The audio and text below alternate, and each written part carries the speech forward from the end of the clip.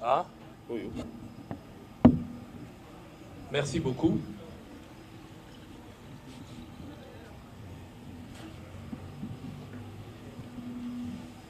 Je crois que, en guise d'introduction, je sais qu'il y a beaucoup de questions par rapport à l'actualité, mais la question primordiale qui nous préoccupe aujourd'hui, c'est peut-être tout ce que j'ai dit pendant toute cette semaine dans les réseaux sociaux.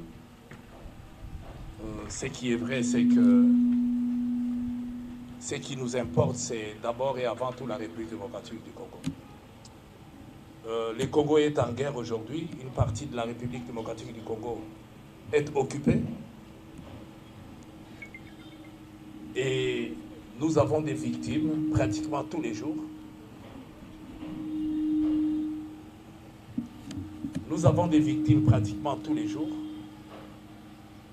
Et nos pensées doivent d'abord aller vers nos frères de l'Est qui souffrent, qui ne savent pas comment faire, et puis voir de quelle manière nous pouvons mettre fin à la guerre en République démocratique du Congo.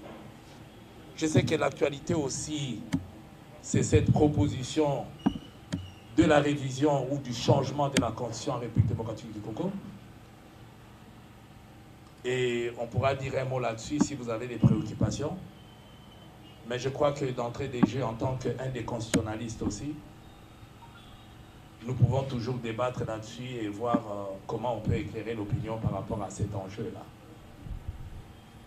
Et aussi en ce qui concerne le parti, Ensemble pour la République. Et je sais qu'il y a beaucoup de questions là-dessus. On commencera d'abord par là. J'ai appris à travers la presse, j'ai vu un document qui circulait, que j'ai là d'ailleurs,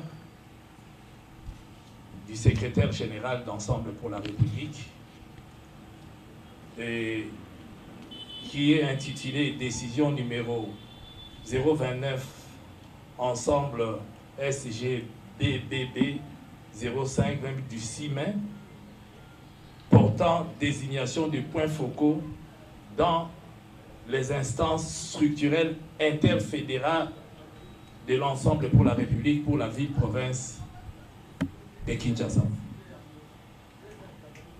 Mais tout à l'heure, je viens de suivre la matinée politique du secrétaire général et j'ai l'impression qu'il ne sait pas s'assumer en fait. Il a semblé dire qu'il n'a jamais suspendu personne. Et j'ai même sa bande sonore. Mais je ne sais pas. Quand on est un homme d'État, on s'assume. Lorsqu'on a fait des erreurs, on reconnaît avoir commis des erreurs.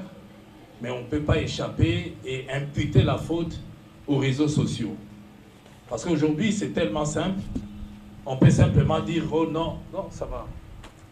On dit simplement, oh, c'est la faute des réseaux sociaux, il ne faut pas trop suivre. Non, les réseaux sociaux reçoivent des informations de la part des responsables et qui leur donnent ces informations afin qu'ils puissent... Parce qu'ici, je vois, c'est la signature quand même du secrétaire général. Et il m'a opposé le fait d'être juriste, que j'ai l'impression de ne pas avoir compris. Mais je vais dire au secrétaire général, je suis désolé, mais n'est pas juriste qui le veut. Pour être juriste, il y a une formation. En dehors des 5 ans que j'ai fait à l'université, en dehors, mais j'ai un doctorat en droit. Et je pratique pratiquement tous les jours. Non seulement en tant qu'avocat, je dois lui rappeler que j'enseigne aussi à l'université. Donc je transmets de la connaissance. Je ne sais pas donner à tout le monde. Je ne sais pas. Bon, lui, il est peut-être infirmier. Il est tout à fait normal qu'il ne puisse pas comprendre ce que nous, en tant que juristes, nous comprenons. Deuxièmement, en ce qui concerne la politique, j'ai aussi un doctorat en politique, en Sciences Po, et j'enseigne aussi à l'université. Donc, ce n'est pas des choses que lui doit m'apprendre, c'est à moi de lui apprendre son document tel qu'il a élaboré. D'abord,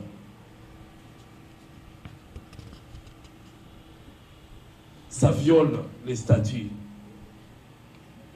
de notre parti politique et en tant que responsable, c'est à lui de s'assumer et de retirer ces documents pour bien faire les choses.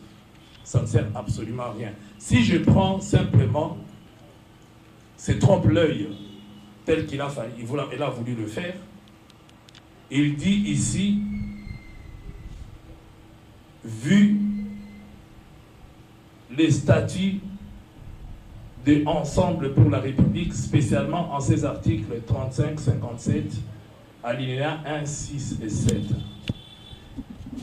Parce qu'il parle des juristes, je vais vous lire, même vous qui n'êtes pas des juristes, l'alinéa 6 de notre statut, de l'article 57, ce que ça veut dire.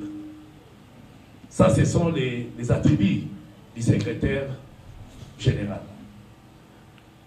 Nommer les membres de la coordination provinciale autres que les coordonnateurs et les adjoints, et ses adjoints, ainsi que les coordonnateurs interfédéraux. Cette disposition, c'est lui qui le met dans sa décision. Mais il détourne. Vous voyez, quand on est roublard, on met quelque chose qu'on appelle le trompe-l'œil, et puis, quand on utilise cette disposition, quelqu'un qui ne lit pas les détails, il dit oui, il a le pouvoir de nommer. Non, on dit, on limite son pouvoir. Nous dépendons du président du parti. Nous sommes nommés par le président du parti, pas par le secrétaire général. Mais voilà que lui, dans ses nominations, quand on est roublard, on veut rouler les gens, on ne peut que faire ça. Parce que il a besoin de mettre ces gens pour contrôler, je ne sais pas si c'est les budgets ou quoi, puisqu'il y en a qui s'intéressent qu'à l'argent pour la convention qu'on veut organiser, et il va nommer des coordonnateurs pour la ville-province de Kinshasa. Et j'ai là sa décision. Et en les nommant, parce qu'au départ, quand on veut rouler, qu'est-ce qu'on fait? Au départ, on dit, on désigne les points focaux. Pourquoi ne pas les appeler points focaux de Funa, points focaux de Tchangou, points focaux de tel endroit? Pourquoi? Mais voilà, il les appelle des coordonnateurs. Il met la coordination. Il les appelle des coordonnateurs. Quelle confusion! Quelle confusion! Tout le monde n'est pas juriste. Il faut suivre une formation. Nous avons eu la chance d'être formés par des grands. Surtout pour ces cours de droit administratif, j'ai eu la chance d'être formé par des profs Yuma. Incorruptible. Impossible, paix à son âme, puisqu'il n'est plus. Peut-être lui-même, s'il veut reprendre aujourd'hui, n'aura plus cette chance-là. Nous, on a eu cette chance. Alors, il les nomme, il les appelle des coordonnateurs. Est-ce qu'ils violent cette disposition, oui ou non? La réponse est oui. Et subtilement, quand on veut rouler les gens, subtilement, il va glisser une phrase. Article 2. J'ai lu cet article. Toutes les dispositions antérieures et contraires à la présente décision, alors voilà là où il précise, parce qu'il veut insérer ces hommes, il veut insérer ces gens. Il dit, en ce qui concerne les coordinations provinciales et interfédérales de Kinshasa, ainsi que leurs alimentaires sont suspendus. Est-ce que je lis ou je ne lis pas? Est-ce que c'est moi ou c'est lui? S'il sait donner des piqûres, mais il ne sait pas interpréter les lois. Il ne sait pas. Il le dit bien. Alors que l'article que lui évoque ne lui donne pas ces prérogatives-là de pouvoir nommer les coordonnateurs dans la ville-province de Kinshasa. Mais il les nomme. Il nomme. Et quand vous prenez les titres, et ce qui a l'intérêt, c'est le jour et la nuit. Mais nous sommes appelés à gérer la République démocratique du Congo. Un parti politique, c'est le gouvernement de la République. savez, moi j'ai accepté de faire de la politique aux côtés du président Moïse Katumbi pour que sa vision puisse être mise pour satisfaire le besoin de la population congolaise. Et le secrétaire général est venu nous accompagner. Nous l'avons accepté. C'est comme cette fameuse chanson de Mario, Mobala Koutinga na Bombengwa, Senginga na dirigé, Nandimi, allez, Biloko Nanga bandi ko confondre, et Komi Aye, alors que Nasenga qui a dirigé. C'est exactement ça. Ça, c'est mon parti à moi. J'ai trimé, j'ai souffert. C'est le fruit de mes entrailles. Ce n'est pas Bolengetenge qui viendra me chasser de ses partis. Ce n'est pas lui. Il doit les retenir. Et je ne laisserai plus jamais faire passer des choses comme ça au sein de notre parti. Il y a quand même des hauts cadres dans ces partis. Il y a des gens qui ont trimé. Il y a des gens qui ont souffert. S'il est là, il sait au nom de quoi il est là. Je préfère encore que Olivier Kamita, le président Olivier, me chasse. Ou alors, Salomon Escadela,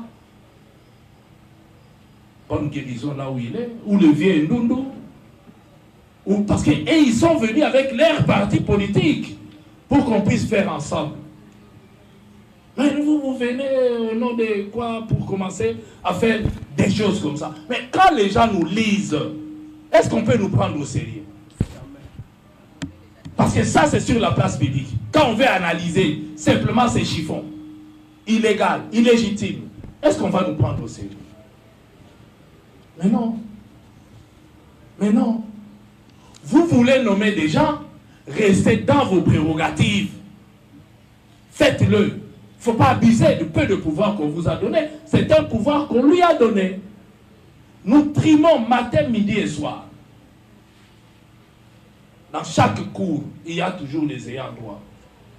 Je pense qu'autour du président Moïse, nous souffrons matin, midi et soir. Je pense ici à Claude Bouchiri, que peut-être que beaucoup de gens ne connaissent pas. Je pense à Coco Kongolo, qu'on ne connaît pas. Je pense à Don Pierrot. Je pense à beaucoup. Moi, peut-être parce que vous me voyez, mais il y a beaucoup d'héros dans l'ombre qui sont les vrais patrons, qui triment matin, midi et soir pour que le parti fonctionne. Les héros dans l'ombre. Mais vous ne pouvez pas vous réveiller un beau matin, commencer à suspendre moi dans Lupango. Moi, na Baël. Mais est-ce que ça logique? Sans me demander, sans considération. Et il se permet de faire un point de presse pour me rentrer encore dedans. Est-ce que c'est logique? Il a parlé de Wenge. Je suis désolé, j'ai été un acteur culturel dans ce pays et j'ai fait mes preuves. Dans tout ce que j'ai fait mes preuves. Et lorsque j'ai décidé de faire de la politique, je suis désolé, mais je suis retourné aux études pour apprendre. On ne vient pas comme ça, on commence à faire des... Non. Je n'ai pas eu honte de refaire mes études pour me permettre aujourd'hui, Francis Kalombo, acteur culturel, aujourd'hui Francis Kalombo, politicien. En dehors d'être politicien, je suis un politologue bien formé par des grands. Et j'ai eu l'avantage de fréquenter des grands, de faire de la politique côté des grands, j'ai appris aussi. Mais je ne peux pas, moi, produire un tel chiffon pour un grand parti comme le nôtre en tant que secrétaire général, qui l'analyse sur le plan de droit. C'est... non. S'il a envie de gérer le parti, il est secrétaire général. J'ai l'impression que ce qui le préoccupe, c'est la ville-province de Kinshasa. Il nous a mis les bâtons dès le départ que nous avons été dans cette ville, à la tête de cette ville. Il n'a jamais été tranquille. Avec une dame qui est tout le temps à ses côtés, j'étais son nom, qui pense que la ville ici c'est elle. Mais elle était candidate, aucune photo d'elle. Même pas une photo d'affiche, on n'a rien vu, nulle part. Et nous souffrons ici. Parce qu'on nous a mis avec des gens, tout a été fait pour que nous puissions échouer. Mais quand le secrétaire général aujourd'hui parle de l'échec, mais lui-même a échoué, non? Lamentablement. Nous avons un secrétaire général, je lui mets à défi qu'on lui donne 2000 francs qu'il aille acheter des arachides au marché, si on va le suivre même pas 2 personnes. Ici, inconnu. Même chez lui à Kisangani, je suis plus populaire que lui. Non, qu'il aille simplement. Qui le connaît d'ailleurs? Mais il va se comparer à nous. Je suis désolé. Ensemble ne va pas mourir parce qu'il y a quelqu'un qui est imbu de sa personne, qui pense que lui doit dicter des lois. Lui doit faire ce qu'il pense être bien. Non. Ce n'est pas normal. On ne peut pas se réveiller un beau matin, commencer à induire les gens en erreur, ou commencer... C'est vraiment du mépris vis-à-vis de quelqu'un. Qu'est-ce que moi je lui ai fait? Je n'ai jamais été chez lui, je ne connais même pas son adresse. Il était notre questeur à l'Assemblée nationale quand j'étais député. Je n'ai jamais mis mes pieds dans son bureau. Vous connaissez, vous tous, les questeurs, les gens vont le voir pour demander de l'argent. Aucun jour, il ne m'a vu.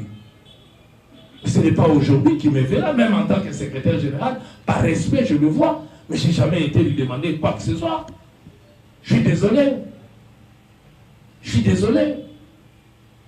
Mais, chercher à jeter l'opprobre au niveau de l'ensemble pour la République, je ne peux pas l'accepter.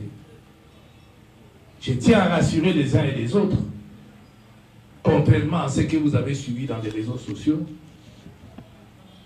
je suis un des cofondateurs d'Ensemble pour la République. Je suis et je reste le porte-parole adjoint de Moïse Katumbi. Je suis et je reste le communicateur d'Ensemble pour la République. Et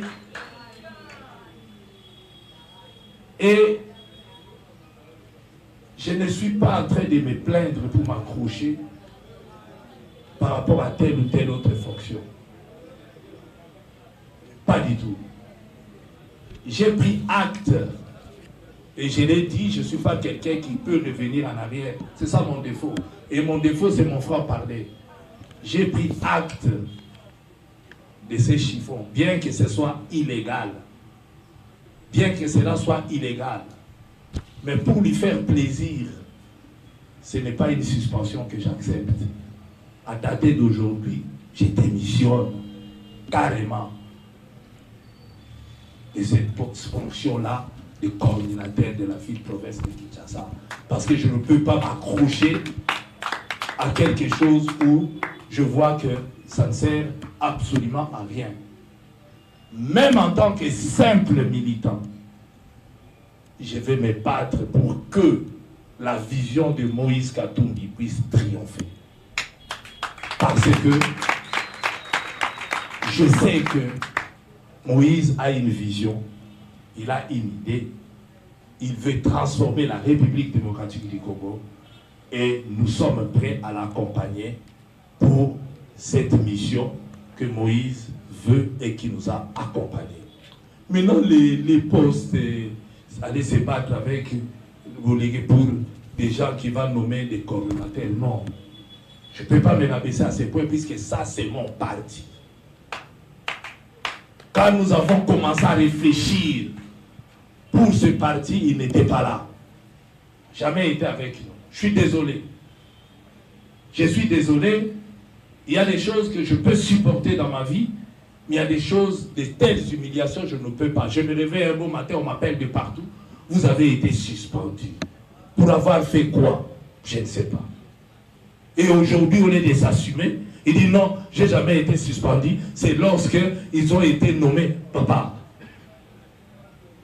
Donc, quand on vous nomme tel poste qui est incompatible avec l'autre, cela signifie non. Tout ça, c'est parce qu'il ne veut pas s'assumer. C'est lui qui écrit ici. Si on avait déjà été suspendu, on n'était plus de corps. S'il n'y en avait plus, la coordination de la ville n'existait plus. Pourquoi le reprendre ici? C'est ce qu'on appelle manque de courage. Un homme doit être courageux. Si vous faites quelque chose, vous vous assumez. Le cas contraire, vous reconnaissez que c'est une erreur. Point barre, on tourne la page. Mais lorsque vous ne voulez pas reconnaître, vous dites que je n'ai pas fait. C'est écrit noir sur blanc ici. Je lui mets un défi. Parce qu'il a mis, entre guillemets, ma capacité de juriste. Mais je lui dis que non seulement je suis juriste, mais moi je suis un doctrinaire vivant. J'ai publié en droit. On me lit par des grands. Mais lui, je sais qu'il n'a jamais rien publié. N'entre pas dans des comparaisons. Il ne faut pas jouer avec des gens. Personne n'est né connaisseur. Nous avons tous appris. Et on fait tout pour apprendre, pour connaître, et on apprend tous les jours. Mais, à un moment donné, il ne faut pas. Quand on fait, on s'assume. Donc ça, c'est son document qu'il a signé. Et là-dessus, il a usurpé le pouvoir qui n'est pas son pouvoir. Il n'a pas le pouvoir de nommer des coordonnateurs.